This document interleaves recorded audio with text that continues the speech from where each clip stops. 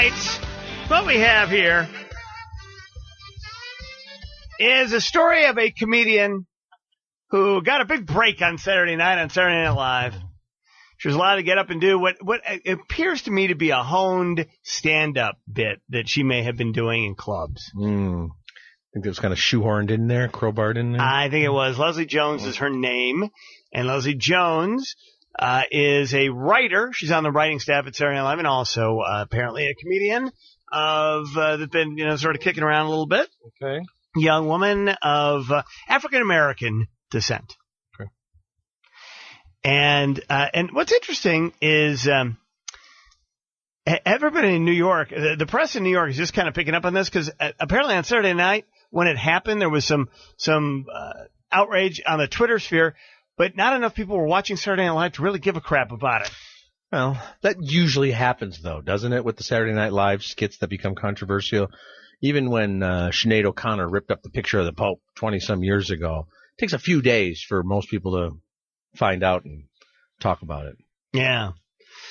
She actually was, that's interesting. She's from Memphis, Tennessee. Her dad worked in Los Angeles at KJLH. Did I say W? It's not. It's KJLH. Those are the worst call letters ever. You know what it stands for? KJLH. KJLH. Kujalaha. It's Joy, Love, and Happiness. Oh, well. Is KJLH, owned by Stevie Wonder, that radio station. Well, he couldn't see how bad those letters looked altogether. He would have done better.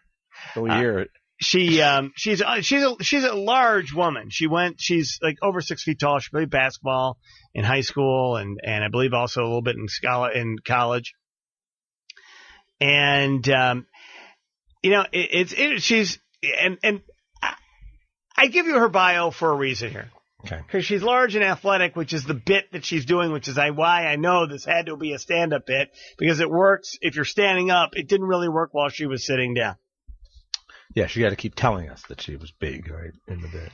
So the bit here is that she says that she was she was asked to comment on the People magazine choice for most beautiful person, human alive, right? With Lupita Nyong'o, right? Yes. Who won the Oscar, right?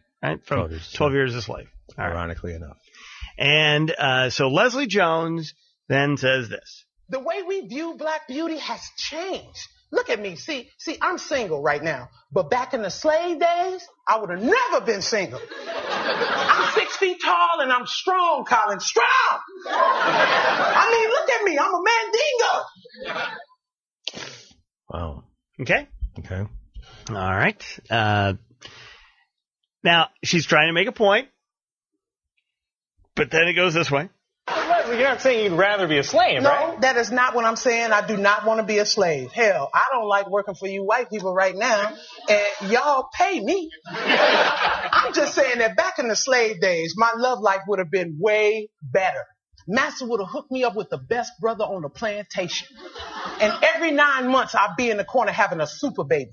Every 9 months. Every 9 months, I'd just be in the corner just popping them out. Just Shaq. Kobe. LeBron.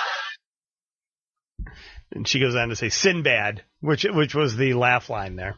And then I'm saying I would be the #1 slave draft pick. All of the plantations would want me. I'll be on television like LeBron announcing which plantation I was going to go to. I would be like, I'd like to take my talents to South Carolina. I do believe that there's going to be a lot of opportunities there for me. Now, I can't even get a brother to take me out for a cheap dinner. I mean, damn, can a bitch get a beef bowl? Can a bitch get a beef bowl? Yikes. Yeah. See, I watched the whole thing, and we took out a few things from the beginning. Nothing that's really relevant in what the criticism has been here. She went on Twitter. A bunch of people went on Twitter to go, what the hell are you doing here? For example, the editor of Ebony.com said this Leslie Jones person is an embarrassment. I'm so appalled right now. So the Lupita moment had to be counteracted by a black woman acting like a big, loud monkey. Just wow. Now, that's an editor from Ebony.com. Other African Americans said things like, Slave jokes, not the best way to introduce another black contributor. I'll not be watching SNL for a long time. Forced breeding and slave draft jokes aren't comedic, et cetera, et cetera. These are blacks on Twitter making these comments. Yeah. Okay. And then she took to Twitter to defend herself. Right, and she was saying it was comedy, and this is more of a statement about, and which is what comedy is. Comedy is pain plus time, right? Mm-hmm. And so what she's saying is that this isn't it's a bit, and clearly it's a honed bit, so one she's done before. Would be my guess. I think you've got a great point there. It did seem like that, and the questions, like the setups and everything, and then. Leslie Jones, at one point called some people on Twitter bleeping morons, and really, she was very emotional about it, and I can understand it. I mean, this is the most exposure she's ever had, and it didn't go the way she wanted, to say the least. And then she later apologized, saying, "Hey, I got worked up here. I shouldn't have said some of the things I said on Twitter." But she's not really apologizing about the bit, and I don't know. No, she's not. She was apologizing for getting mad at people on Twitter. She's absolutely not apologizing for the bit. Good point. Yeah. And I don't know that she needs to apologize for the bit, because it is. She said if Eddie Murphy or if Chris Rock had done this bit, I mean, Eddie Murphy 25 years ago, I don't know where this bit would have gone, but if Chris Rock were saying this, it wouldn't be the problem. Obviously, white comic would have a little trouble with this material, but I look at it as kind of an interesting meta piece, because what it is it's not about Lupita Nyong'o. It's not trying to take away from Lupita Nyong'o.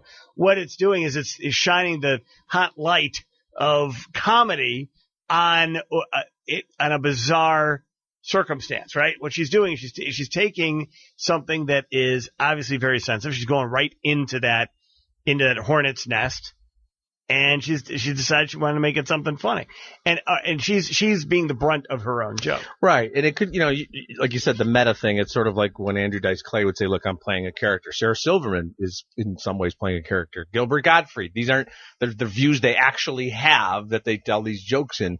I think the problem is it was just so poorly constructed and so poorly executed. It's just not funny. It's not that, to me. It's not so much offensive. I think it's just it's tone deaf. And yeah, she's pointing at herself, but she is turning. I think it does have echoes of a minstrel show type routine. Well, I think if people go, she really would be. I think what she's saying is that's the kind of crap that went on in slavery. The slave owners were trying to create larger people. But the Leslie Jones persona character that she created for that bit is appalling. And not as funny to me as just like an embarrassment. I get what the editor of Ebony is saying. Like, I was appalled for her. I mean, I'm certainly, as a white guy, not going to say I'm offended by it. That's insane.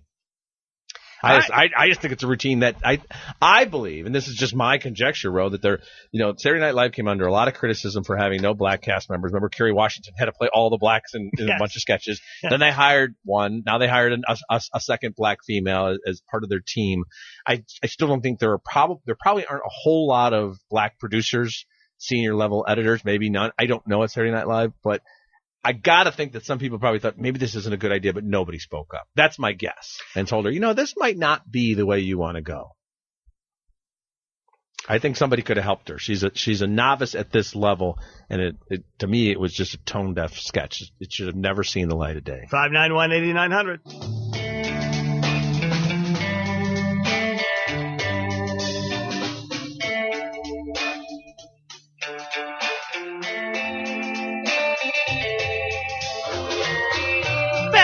Your phone calls at 591-8900 Saturday Night Live.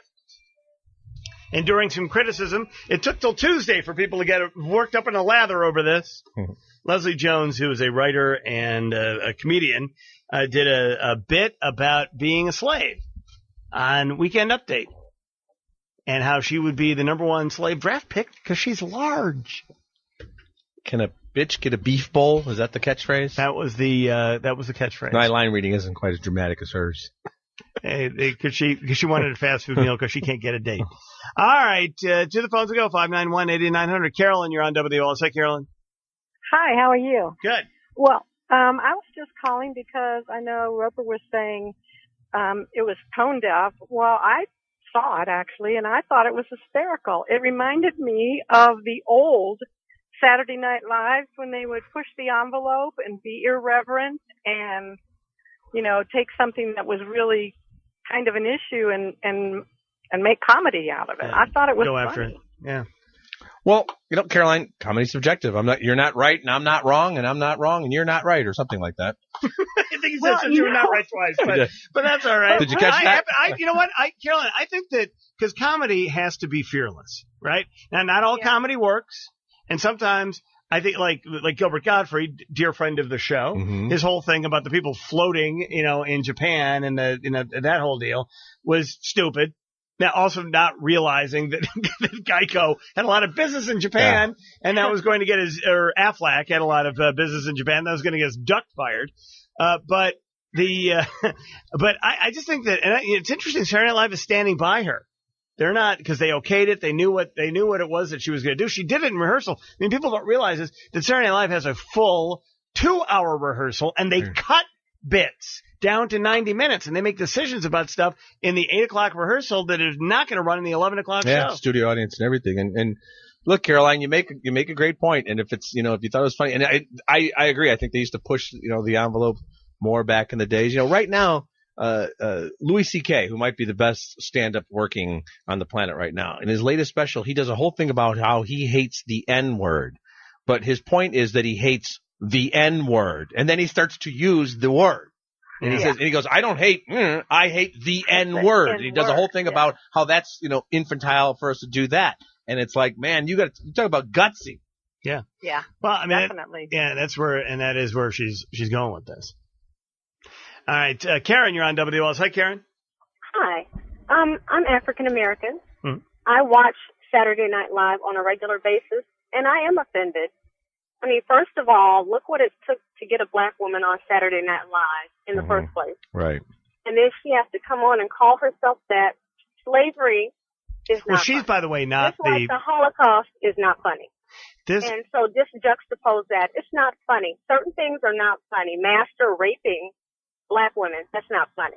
Yeah. Well, she went, that's interesting because the master raping is not what she said, and she went on Twitter to I know defend. she didn't, but that's what it is. Well, making comedy out of it. That's what it was. Okay, well, she went on It's Twitter not to funny. defend herself specifically on that issue. But Karen, you're right. That's what it was. But yeah, that's what we're implying when There's you're. no guessing. That is what she was talking about. She wasn't the draft pick. She didn't have a choice for the most part. Yeah. She, by the way, is also not the first African American woman. She's not even a member of the cast. This is an interesting choice that they made here because the actual cast member that they've hired, is it this season or last season? I think last season, they had that like part-time job or whatever. It's the second roll of credits in alphabetical order for people who are, also with. There's a woman whose name escapes me now because I haven't watched the show in 2 years. But she was the first African American woman cast member since there was Denitra Vance, right, and Maya Rudolph. And she's biracial, right. But Denitra Vance was African American. But but the point is this that this woman is not in the cast, and so it's an interesting choice. But it doesn't matter. They allowed that on, and that is because they have no respect. I heard maybe the two of you as white men see it differently. I am offended, and I do watch Saturday Night Live on a regular basis, and it did go to Twitter and Facebook before Tuesday. You're absolutely. Maybe that's when you all heard about it. But No, Karen, I actually heard about it on Sunday because I was keeping up with this, and I agree with you. No, I agree with you, Tuesday. Karen. I agree. Okay. No, we're just saying that it's becoming a bigger and bigger issue as the day goes on. Karen, that happens with stories regardless of race. That's just usually the ripple effect of stories, especially over the weekend. I would agree with you though too. You made the analogy to the Holocaust, and we were just saying during the break, if a 6'2", 225-pound Jewish cast member or writer on Saturday Night Live went on Weekend Update and started talking about how he would not have been sent to the gas chambers because they would have put him to work at the camps and made a whole bit out of that, it never would have made it to air because 6 or 7 Jewish males would have been at the writing table saying, dude, we're not doing this. So you make some great points. That's why it is offensive, because there is no respect for us in general, and that's how I feel about it. I don't think it's funny, and I like Saturday Night Live. All right. Poor decision. Karen, and I to agree. stand by her is a slap in the face, or to stand by that skit. Well, they didn't just stand by it. They went through editorial, and they went through rehearsal, and they did it twice. So it was now they have Saturday Night Live, and it's interesting. You'd think Lorne Michaels would have jumped out on this already, but Lorne Michaels, who of course the character Dr. Evil was based on Lorne Michaels, has yet to have come out of his lair in Mount Rushmore to discuss. Of course, they opened up the show, too, with a Donald Sterling piece, so there was kind of racial stuff going on all over during the show. That was just unfunny, not racist.